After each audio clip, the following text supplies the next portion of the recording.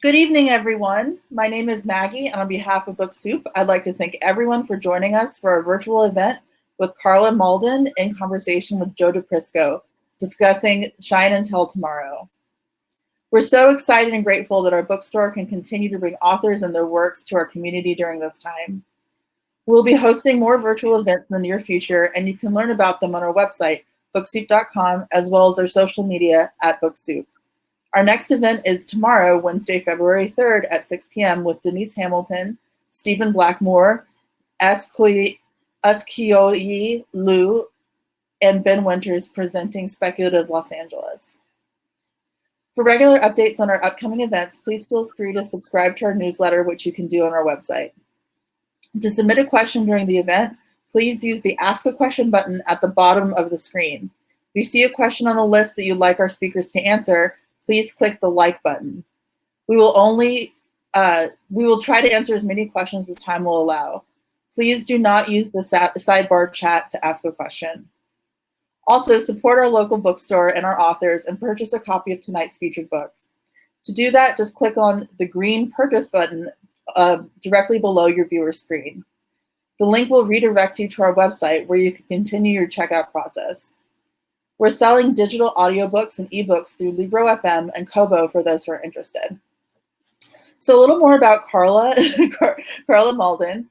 Raised in Los Angeles, Carla began her career working in motion picture production and development before becoming a screenwriter.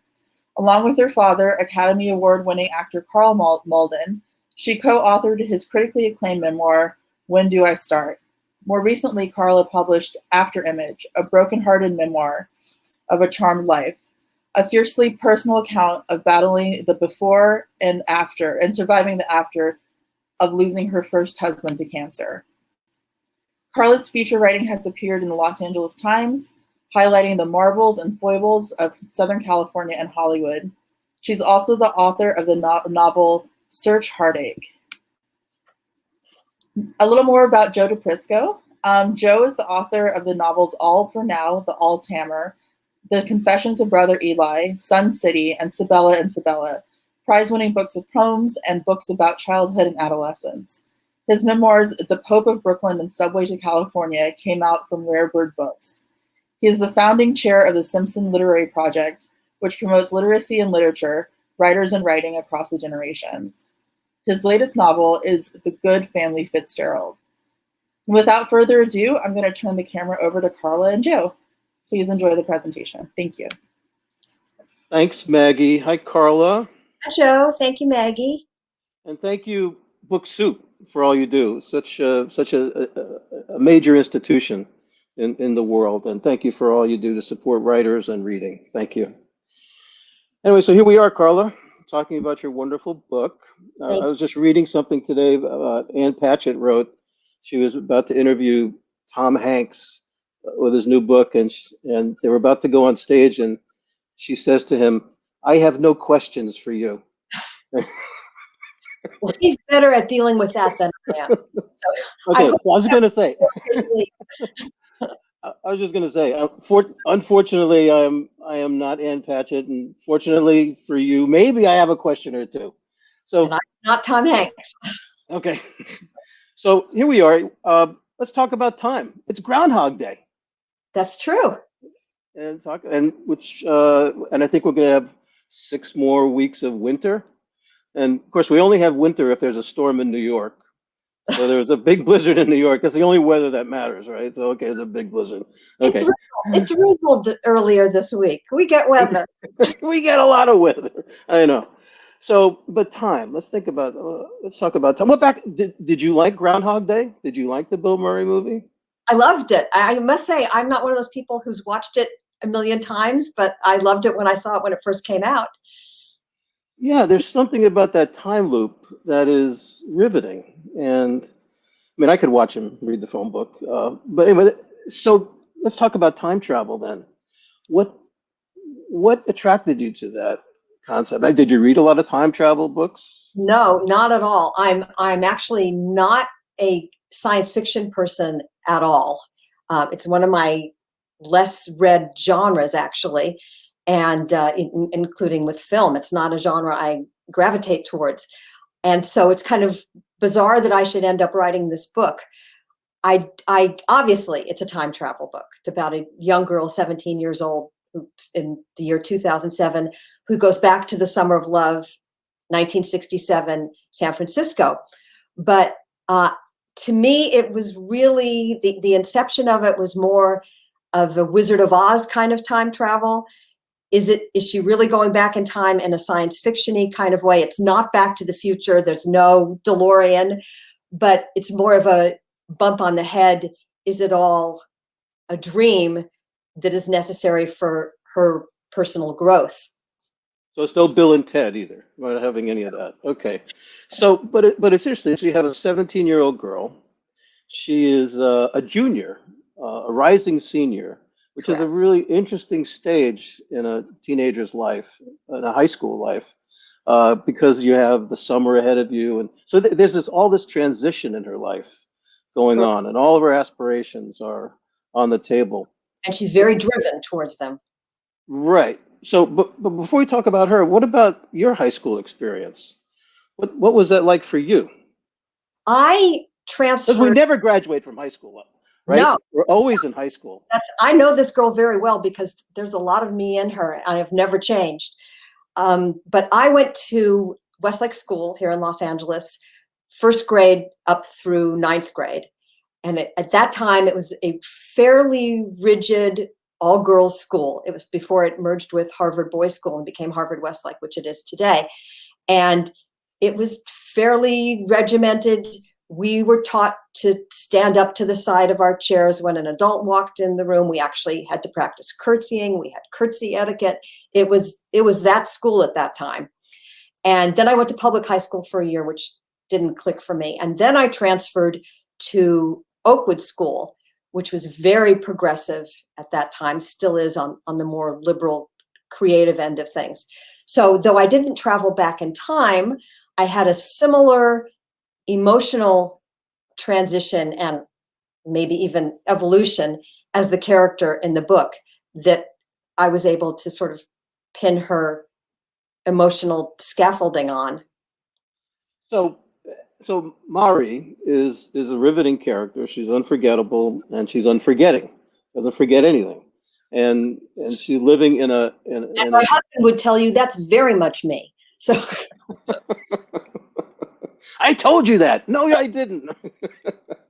So there she is, and she's a self-described nerd. She's thinking about her SAT scores and wanting to get into Yale. And she's planning, and she doesn't get, and she's in the predictable conflicts with the mean girls at school. And there's a kind of there is a presiding sadness about her family, about her dad, about her mom's love life. And we're going to be really careful, ladies and gentlemen. There will be no spoiler alerts. There's a lot of stuff that happens, and we're going to be really careful, right, Carla? We're not yes. going to give away too much, but there's a lot of stuff that happens in the family drama. So I'm wondering, uh, uh, thinking about adolescence, but then thinking about the title, "Shine Until Tomorrow." So I read that in 2009, you saw McCartney perform "Let It Be." So I'm wondering, did that experience, that song, uh, and that's where the title comes from. That's where the image comes from. Was that one of the deep sort of drivers for you, the inspiration to tell this story? Yes. The short answer is yes. That talk about nerd. I am a Beatles nerd. So I am very steeped in Beatles lyrics. So I wanted, of course, the line that "Shine Until Tomorrow" comes from is, "When the night is cloudy, there is still a light that shines on me. Shine until tomorrow, let it be."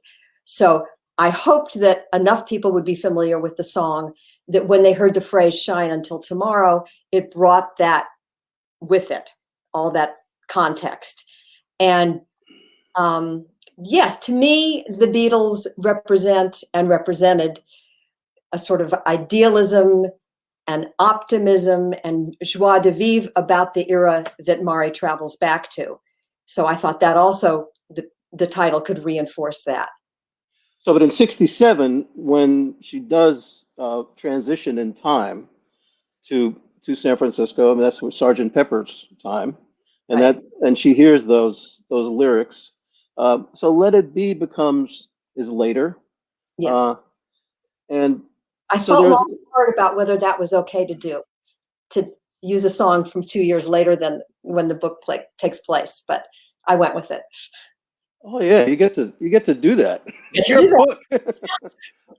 So let's talk about your process a little bit about the book. I'm not going to ask if you write with a pen or a pencil because I actually know the answer to that question. I know you write on a computer. I know that.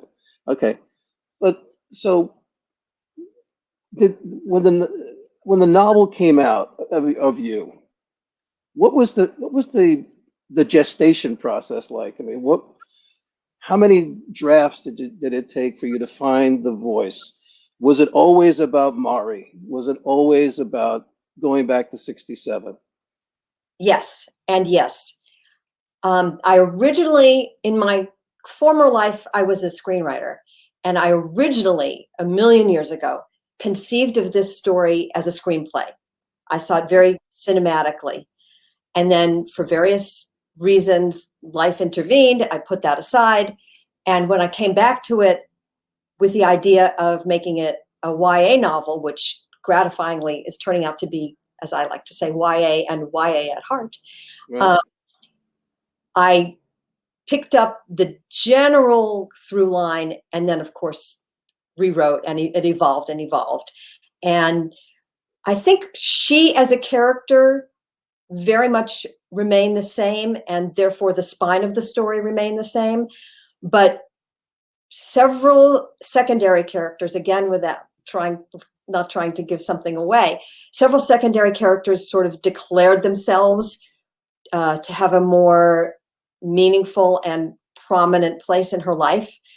And that was great fun. That's what we as writers go along for that ride of suddenly having a character say, no, this is who I am, So that evolution then took a few drafts.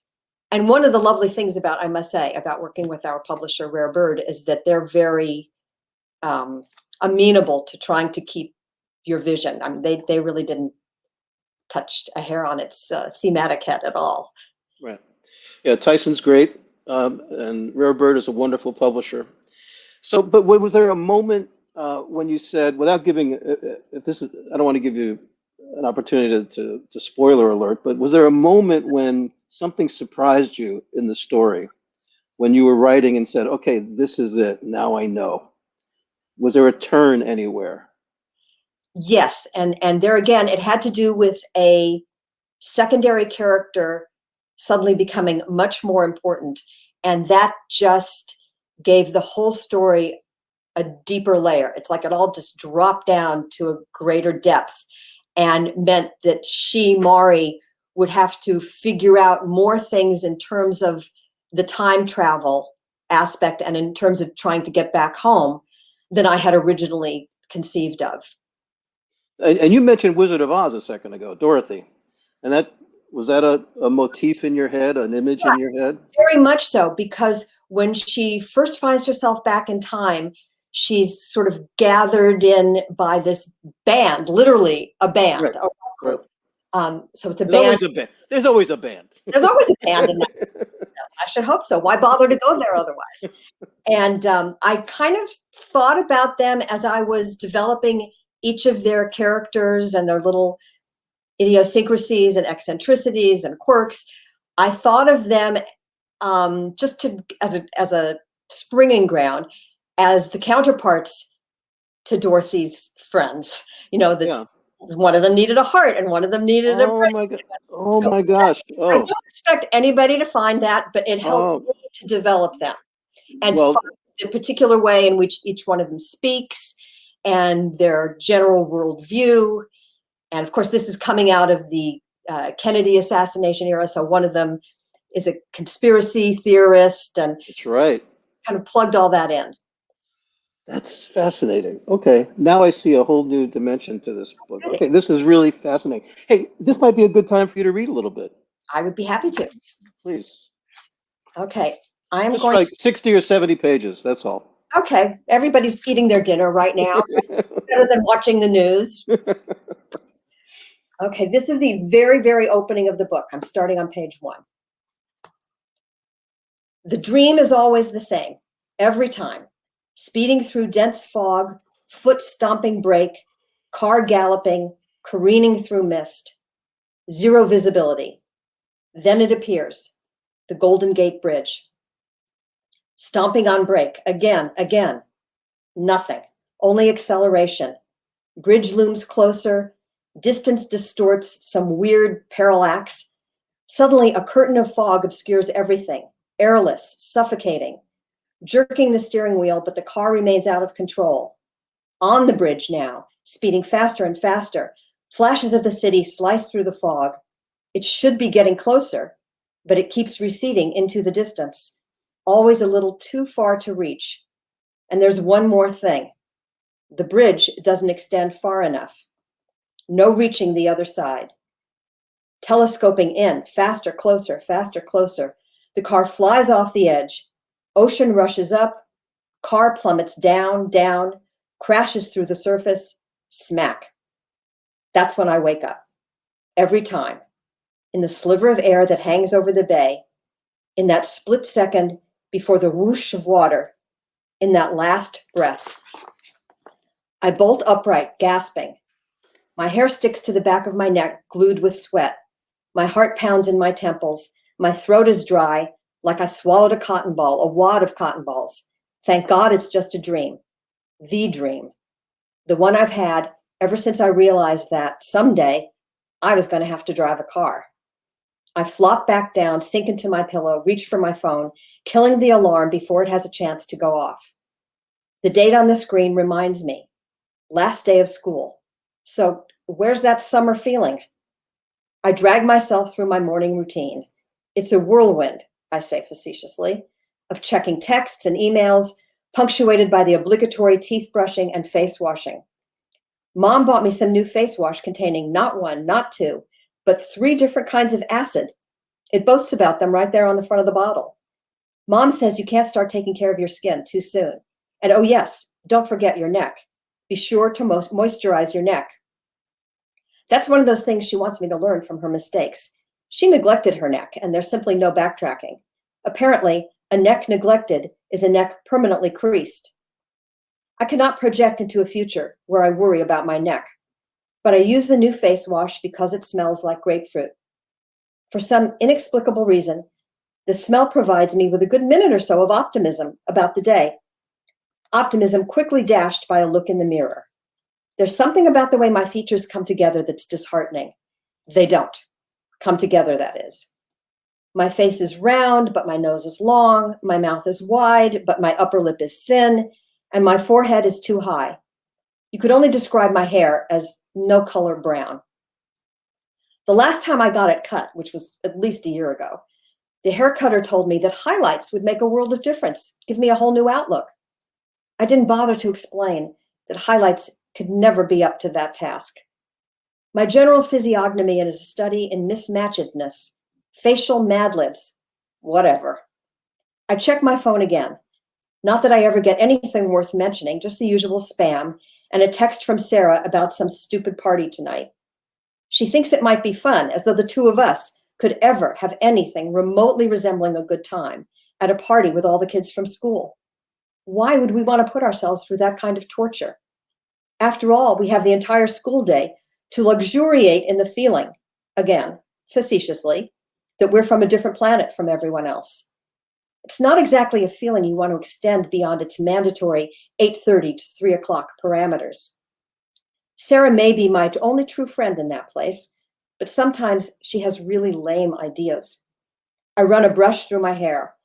It's still a little damp at the nape of my neck from sweating my way through the bridge dream. I yank on a pair of black leggings and a black t-shirt. Where is it written a person has to wear sherbet colors just because it's June? So that's how we meet, Mari. Our wonderful narrator, yeah. And there's almost a character is the Golden Gate Bridge. which will become a very significant player in this novel, and which leads to my asking you about your gopherophobia. Um, I'm As not. everybody knows, gopherophobia. Didn't Mari define this? Yeah, she did define it, or somebody. Yeah, it's Yes, a fear of bridges. bridges. Yes. It turns out it's not that uncommon. No, I have it. Oh my I'm God! I will drive them. It doesn't stop me, but I do a fair amount of holding my sweaty palms up against the air conditioner vent to drive them off. Depends on how bad it is. I've gotten better over the years. Although after being in the house from quarantine, I'm not sure. I might have to take baby steps again.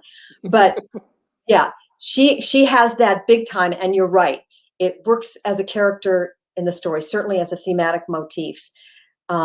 It's obviously, I hope, is not that blatant when you're reading it, but to sort of parse it thematically, it's the bridge across time. It's her bridge to other people. At the beginning, she's very shut off from other people, and she has sort of an emotional breakthrough. So yeah, she's also a photographer. Photography is her thing. And that, always looking through the lens of the camera, allows her to have an excuse to be distanced from her peers and other people in general. So all that plays into the theme of distancing and having to cross a bridge for connection. Well, that's fascinating, and because I mean, displacement is sort of her resting face, right? She's displaced in her family, she's displaced at school, she's displaced in with her friends, she's displaced in time, Mm-hmm. and so this gets into the deepest meaning of this fear of bridges. A bridge is a transition, but in the dream, it's the site of some terror. Right. And also, So, yeah, in the dream, when she, excuse me for interrupting, when no, she no, talks about, in the part I just read, she talks about how she's had that dream ever since she realized, at whatever age that was, that one day she was going to have to drive. yeah. So I think it's also a little bit of a metaphor for transitioning from childhood to adulthood, which I think is scary for most adolescents, even though they appear to be enthusiastic about it. Right. So adolescence is, I don't even know if you would call it a psychological state or an emotional state. It's such a transitional stage. You're a child and an adult at the same time. And so she is a full-blown adolescent. So everything's intense. Everything's up for grabs. Her identity is on the line all the time. And sh in this way, she's fairly typical. What's not typical about her is that she seems open to experience. It's hard for her. It's painful for her. And you can see her struggling. But then, darn it, she gets displaced in time. And then, wow, what am I going to do here? These are new challenges I've never had to face before. Or have I? Maybe these are, I mean, maybe this adolescence is it's a bridge. It's not a wall. Uh, and so I just find it riveting how you managed that this character has such a life of so many nuances, and she's pretty funny too. Well, she's funny. I think she uses language to deflect a lot and to build this wall around herself and keep her distance. So that was great fun because that allows her to be really funny when she's in her head commenting on the things going on around her and the other kids. And she's really smart, which can be difficult when you're that age, especially, I'm afraid, as a girl. Okay, say another couple sentences about that, please. I like to think that's not the case, and that's sort of an interesting thread when I was talking about going from the girls' school to a non-girls' school, but I think it applies to Mari, that she pretends she's not interested in boys. She pretends she doesn't want a boyfriend, but she really does, because she's just really a normal kid, even though she's really brilliant and really deft with words. she wants what everybody wants, which is to be connected to someone. And she wants love. And that's what she has to go back in time to discover. And the sort of postage stamp, I think, for the book is that it's about a girl very much driven to and obsessed with her future, who has to go back in time to learn to live in the present. And this gets to the next question for me is, so for her, it's about redefining her relationship to her parents who were split. Yes. And there are mysteries arise, secrets get exposed, and she needs to get to the bottom of the truth. She needs to find out the truth about her parents, which is a pretty central adolescent enterprise. Right. Who the heck are my parents? Right. Am I my mother? Well, I think one of the biggest hallmarks of her growth over the course of the book is at the very end in the epilogue, where she talks about how she finally realized, and she says, I know that I came a little late to this realization, that her mother is a human being, separate and apart from just being her parent. And I think that that's something that a lot of us never get to as quickly as she does, but her trip to the past opened her up to that revelation. Right. So the pain that she carries is she looking for, she's not looking for justice exactly. She's looking for truth. She doesn't have a bill of particulars against her parents except their parents. And her mother has a boyfriend and she hates that. Right. Who says the looks. And she's kind of idealized her father since he's left. We really don't know the father very much in the book, except for that he left. And this idealized version of him that she gives us. And the mother with whom she's living, we see, and she's really just sort of trying her best. But like a lot of teenage girls and their mothers, they're just at loggerheads a lot of the time. Right. So how do you explain the absent father here? What as you were telling the story as a writer, how are you addressing that? How are you, because he is absent. Is he there as a shadow in your imagination, or I think they're more, as I was alluding to, as an idealization of what a man in a relationship should be like. She tells us she used to watch old movies with him. They had all these little shared things.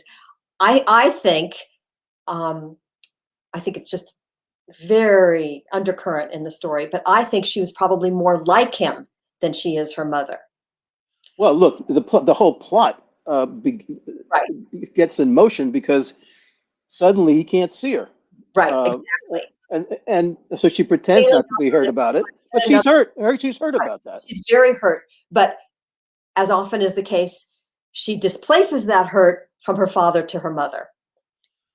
And that's when she does a little investigating around the house. Right. And then things happen. Things happen, and before we know it, Summer of Love. So what was the Summer of Love for you? What was that? Why did that loom so large in your imagination? San Francisco in the 60s? Yeah. The Fillmore? I wasn't there at that time. Right. Of course not. Of course not. Of course not. But as I was mentioning in terms of talking about the Beatles, I think the Summer of Love really is emblematic of those same things. Idealism, optimism, and this a sense that kids could change the world, and a real belief in being in their own power to change the world. And and particularly, or largely at least, with music. Right. And that's why her involvement with the band is really important, because in the end, hopefully, again, without giving something away, she has to make a sacrifice for the betterment of the band, because they're going to change the world with their music, she believes, which she was hard coming to that belief.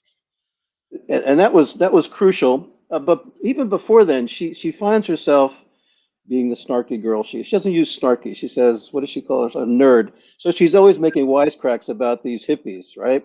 in their natural habitat. Right. And I mean, I wonder, she does seem to change in the course of this novel. She does seem to see, well, maybe the future where, she's got her iPhone that doesn't, she can't get the bars because there is no iPhone. Right. And, and there are 5 stations on TV, and it's not going to happen. So she realizes that the future that she is from, as she says, maybe it's not all it was cracked up to be. Right. And she has that moment of like, wait a second, I don't know if I'm a hippie, but she doesn't say that. But it's like you have the sense, well, these values are appealing to her on some level. She finds out stuff. Right.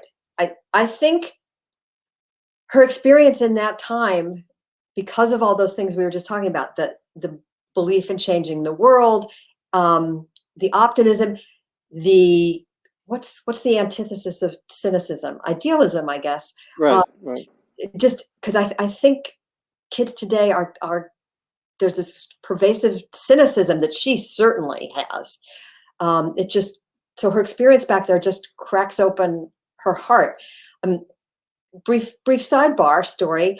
When I went to the school in the Valley that was the more progressive school, my interview was with the assistant headmaster, who was also the English teacher and later became a friend and sort of a whole very renowned visionary educator and opened many schools since then. Anyway, one of the things, I tell him this all the time and he's chagrined by it. One of the things he said to me was, the name of the school is Oakwood. He said, ask not what Oakwood can do for you, but what you can do for Oakwood, he said to me. And I had to answer that question. And I think that certainly, I don't want to paint this with a broad brush, but I think a lot of kids feel like the world should just lay itself out on a silver platter for them. The word entitled is used a lot to describe that generation. Right. And I think she, despite the fact that she is snarky and dismissive and smarter than, and always has the cutting barb to cut through any situation, despite all that, she has a little bit of that entitlement. She thinks, her father Yeah. everything to be with her. Her mother shouldn't have a life. She should just revolve around her. All of those things. And I think by the end, she's asking what she can do for Oakwood. Yeah. No, that's beautiful. I want you to read a little bit about the color in San Francisco that you saw. But before you do that, I want to get this question in here. She has a romance with photography. Yes. And there's maybe this is your filmmaking experience coming to play into play here. It's hard to explain this without spoiling plot, but she finds out stuff about her roots as a photographer in the course of this, and it's about how important that these pictures are in black and white, where you can have shadow and light, and the color doesn't mean what you want it to mean. Anyway, that camera, that Leica camera, that's so crucial to her. I mean, what was going on for you as the novelist with the photography? Well, first, as I mentioned, I saw it as an instrument of keeping her distanced and apart. So then once I established that, I wanted it to further the connection with her absent father, so that it was really a totem with extra meaning beyond just being a camera. And then again, without giving anything away, that's when I was talking about another character in the book declaring his meaning and prominence in her life. It takes on another layer towards the end of the book, and it becomes a symbol of how she's going to get back to the future. And her photography teacher, her advisor, early in the novel, gives her an incomplete. Right, which just sets her world spinning off its axis, because she's a straight A girl. She has her calculator out as he's handing out the report cards for the last semester of the year, and she's ready to punch in that 4.2 or whatever it is. And he gives her an incomplete, which just throws her for a loop and starts her bad day. Because he he sees talent and potential in her and knows that she can go deeper and do better than this perfunctory assignment that she turned in. And how does he? I wish I could remember the phrase he used. He wants her to take what kind of photograph? What was it? Personal. I believe it's personal. Yeah. Okay. Right. Yeah. It's a portrait. She needs to Yeah. do the portrait. And Yeah. he I wants mean, to be more yeah. personal, to get closer. Yeah. Yeah. Photography is not about recording Right. experience. It's about creating experience. I get it. Anyway, why don't you read something about the Haight-Ashbury or some other place like that? Okay. That's the place. Good. I remember. At this point, she has discovered she's back in time.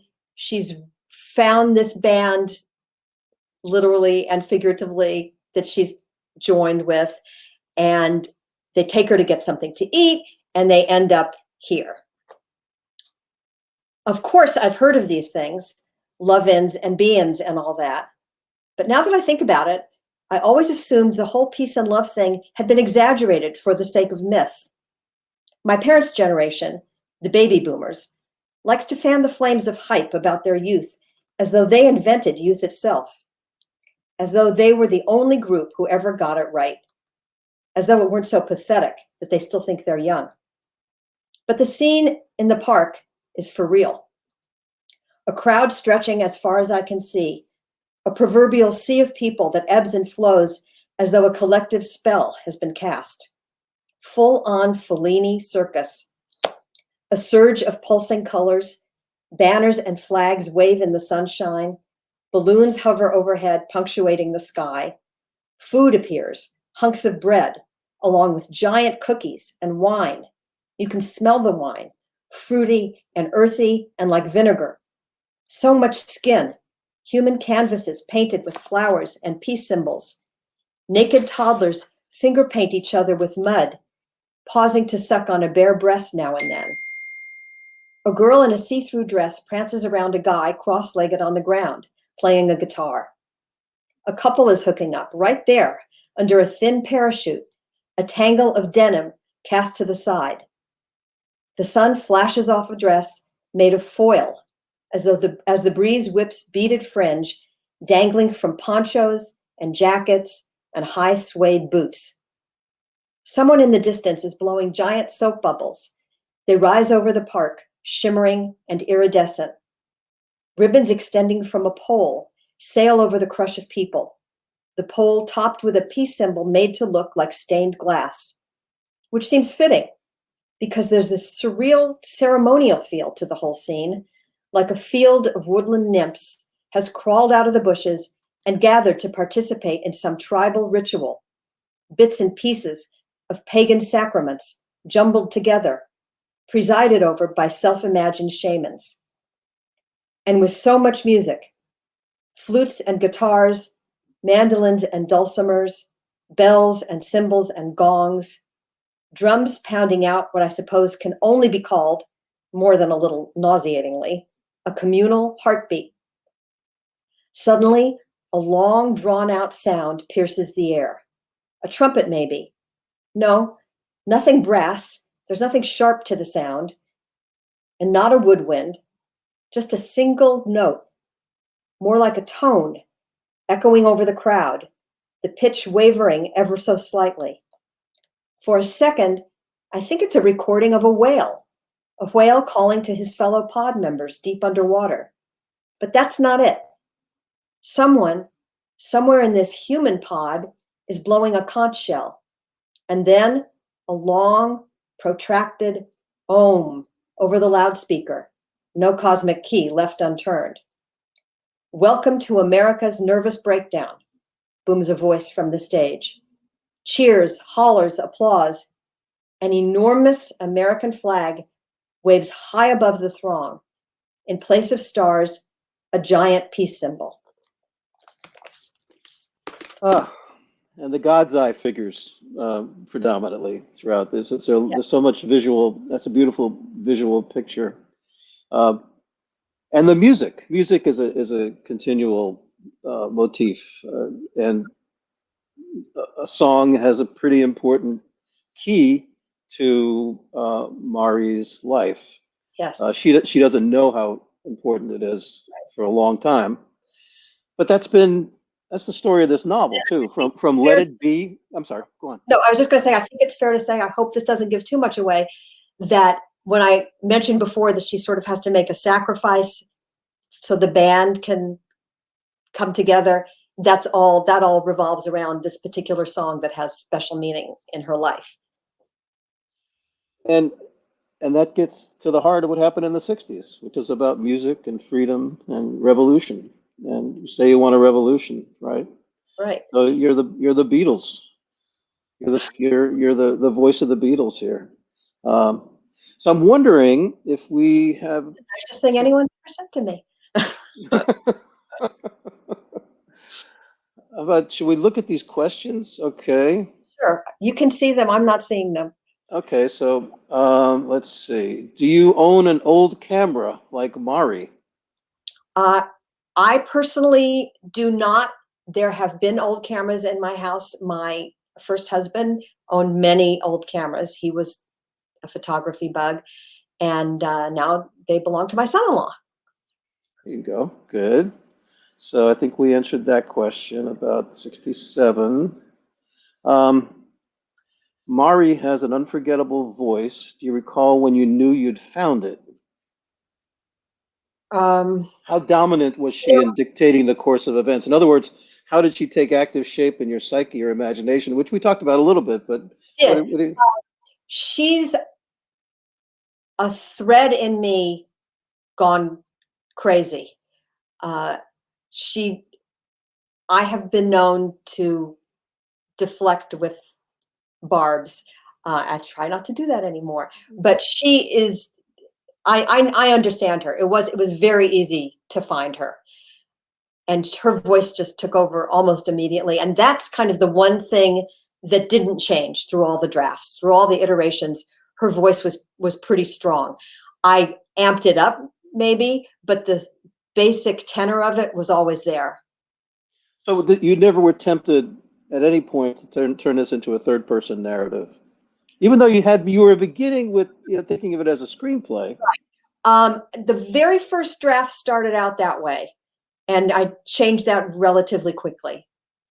It was much more effective to see it through her eyes and be able to really be in her head. It helped a lot. So what about these different, you've written in several different genres: memoir, fiction, screenplay. You understand the industry, the movie industry. Now you understand do they still call it the industry? They do, but I never understood it.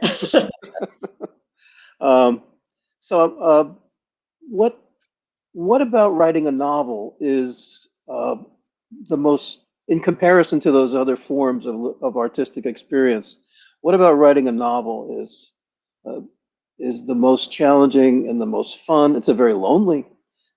I mean, making a movie is, right, all hands on deck, right? Everybody's involved, or a play. So with a novel, you're all by yourself in your office or wherever you write.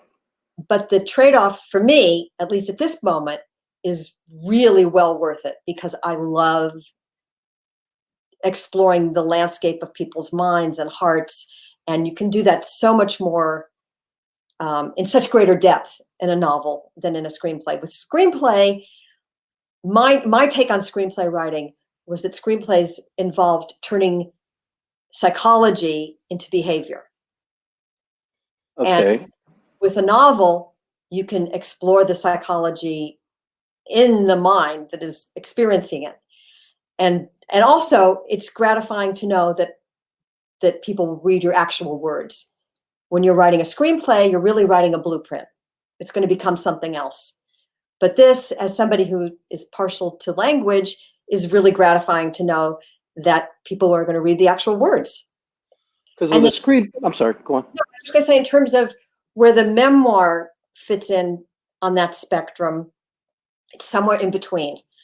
My memoir, After Image, as Maggie mentioned, was about the last year of my husband's life and my transition to widowhood and my first year without him.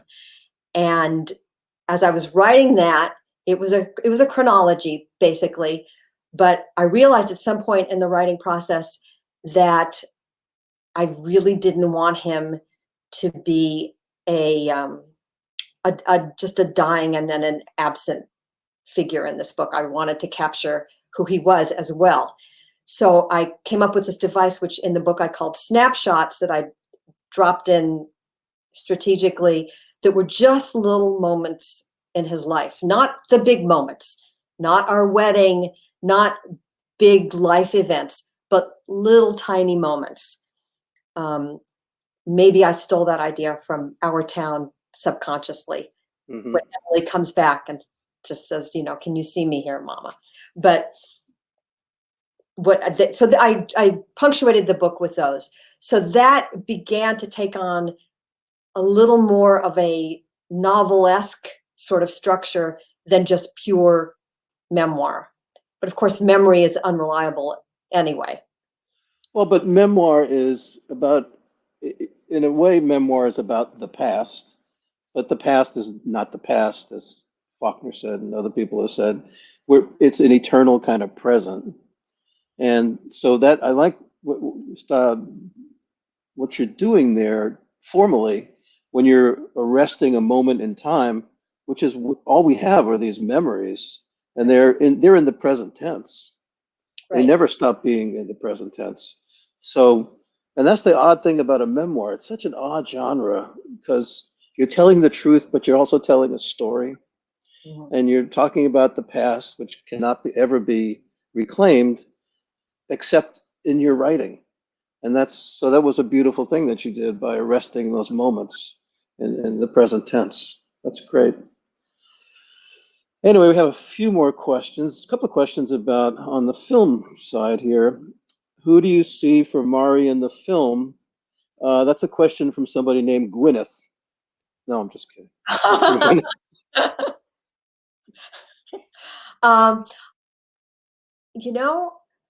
I don't know. I'm afraid I'm not as up on the really young actresses as I should be. I'm sure there are several people out there who are just fabulous. I don't know. And I can't answer that question. I'm sorry. Let me think about it. I would have to do some homework for that one. That's why we have agents, right? Yeah. Let's see. Any more questions? So we went through this together. I can say that you wrote the best memoir of our past that I have ever seen. Oh. It also reminded me of get back to where you once belonged. So this seems like a very personal comment from somebody. So I don't know who it is. I can't see what you're seeing, but that's lovely. Thank you very much. Yeah, that's very nice. Thank you. So Maggie, where are we here? What's our time like here? 1 second. Hi. You have about 10 more minutes. Does anyone have any more questions? Well, I think they want to hear some Beatles song from Carla. Which one would you like to sing, Carla? No, they don't want to hear that from me, I promise you. I really wanted to be playing If You're Going to San Francisco as people were signing in, but I guess we couldn't make that happen. Yeah. 1 second. Are all of these questions, have all of these questions been answered? Yeah.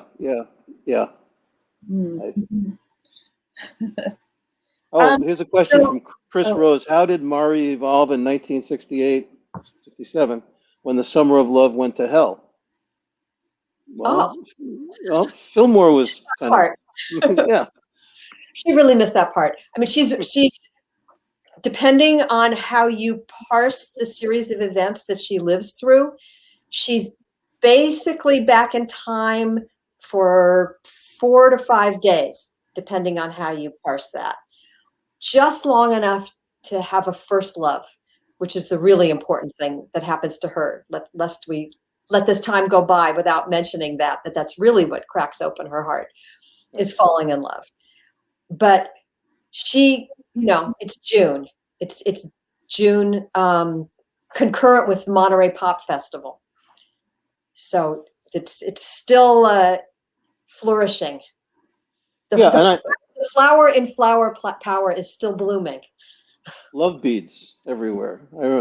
So I want to circle back to something I remembered that I mentioned before when she's talking about time, how time stopped working, and she wanted something beyond herself. And I think that was such a moving moment of vulnerability on her part that even she was bored by her action. Mm-hmm. And the world, as it presented, this Fellini-esque sort of circus that you described so well, and all the drama of the band, it sort of broke her open. Mm-hmm. It's a very moving, very moving. Thank you. Thank you. That's precisely what I was after. Is I have a real attraction to coming of age stories. My grown-up novel that came out about, I don't know, a little over a year ago, I guess, Search Heartache. When I was discussing that novel with people, I would always say it's a coming of age story for women of a certain age. So I think everybody's always coming of age, no matter what stage you're at. But I do have a real attraction and affection for coming of age stories, particularly about teenage girls. So this was just a treat. And that's where the gopherophobia comes in, right? It's about bridges that are scary. Mm-hmm. And yeah. I have a question for you. This idea of coming of age in the 1960s with teenage girls. I mean, in a very different way, it was explored by Emma Cline in The Girls. It's hard. What was it like for you writing characters like this, or a character, who's this age, knowing in the back that in 1969 girls that age did something really, really bad? Knowing that it could really change For people who don't know that book, the Emma Cline. Yeah. Yeah, you're talking about the Manson family and all that. Yeah. And it's just always writing about teenagers and teenage girls in the late 1960s. There is a lot of dramatic irony involved in it. What was that like for you? Did you have that image in your head or not? Or I really did not. And this is in answer to your question, Maggie, and also Chris's previous question. That's why it's a little tiny moment in time. Mm-hmm. She doesn't go for the whole year. She doesn't even go for the whole summer. She goes for these few days, these sort of pristine, crystalline, obviously whitewashed on my part. We talk about drugs. I talk about some drugs and bad trips, and there's a little bit of a nod towards the sordid underbelly of that whole scene. Mm-hmm. But it's just, I wanted to keep it sort of pure because I chose to want her experience to be pure, if that makes sense. Very much so, yeah. And it's a redefinition of innocence. Exactly. Which kids, I think kids today are really kids today. I just like Paul Lind from Bye Bye. Bye Bye Birdie. That's right. Yeah. But, I feel sorry for a lot of kids today who don't even have a chance to have that innocence. It's not even necessarily like they lose it early or they're robbed of it by the media. It's like, I'm not even sure they ever get it because they're so plugged in to media. So yeah, this is very much about an innocent time. We got another question. What is our protagonist like as an adult? And I'm going to help you here, Carla. That you're going to have to read this. There's a story that you'll find out. There is an answer to that question, right? And it's a very good one. It's a very good answer. That's a great question. And I want to publicly thank my niece and first editor, Allison King, who, when I gave it to her, it did not have the epilogue, and she said, I want to know about her later, and I wrote the epilogue. So the answer is there now. That's great. That's great. Anything else? We have a lot of people here. People loving you, Carla. All these comments on the side. Thank you, everybody, for coming. Spending the dinner hour with me.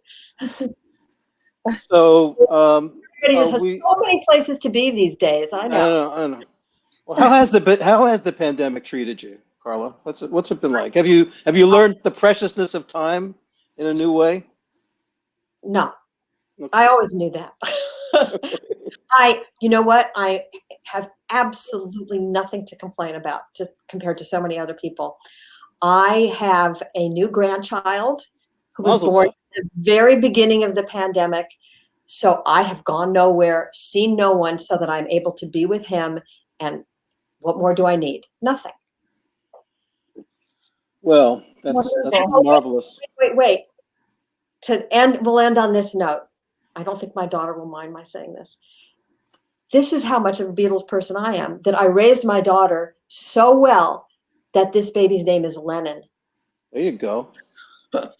Well, but there's one other thing I want to say before we go. And that is, I read something where somebody asked you in an interview, Carla. So what happens if you got stuck on an elevator with somebody and you say, "Well, I would freak out," or "I'd hate that," but I would like Christopher Robin maybe to be on the elevator with me if I was stuck on an elevator. So maybe we can leave with some Winnie the Pooh wisdom here, which is amazingly germane to your novel. I'm just going to read a couple of things that Winnie said. You can't stay in your corner of the forest waiting for others to come to you. You have to go to them sometimes. So this is a lesson that Mari learns. How lucky am I to have something that makes saying goodbye so hard? It's so downtown, shine until tomorrow.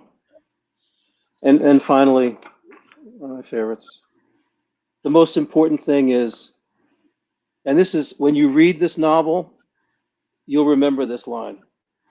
The most important thing is, even when we're apart, I'll always be with you. This was fun, Carla, Maggie. Thank you so much. Thank you so much, both of you. Thanks to Book Soup, and thank you, Joe, so much. Great fun. Thank you so much. That's a wrap on our presentation. Thank you so much again to our guests and to everyone who tuned in this evening. We greatly appreciate everyone's time and your support of our independent bookstore. Please purchase a copy of Shine Until Tomorrow by clicking the green button below your screen. We're also accepting donations on our website. If you'd like regular updates on our upcoming events, please be sure to follow us on Crowdcast and subscribe to our newsletter. Have a great evening and stay safe, everyone. Thank you. Good night, good night, good night. Thank you.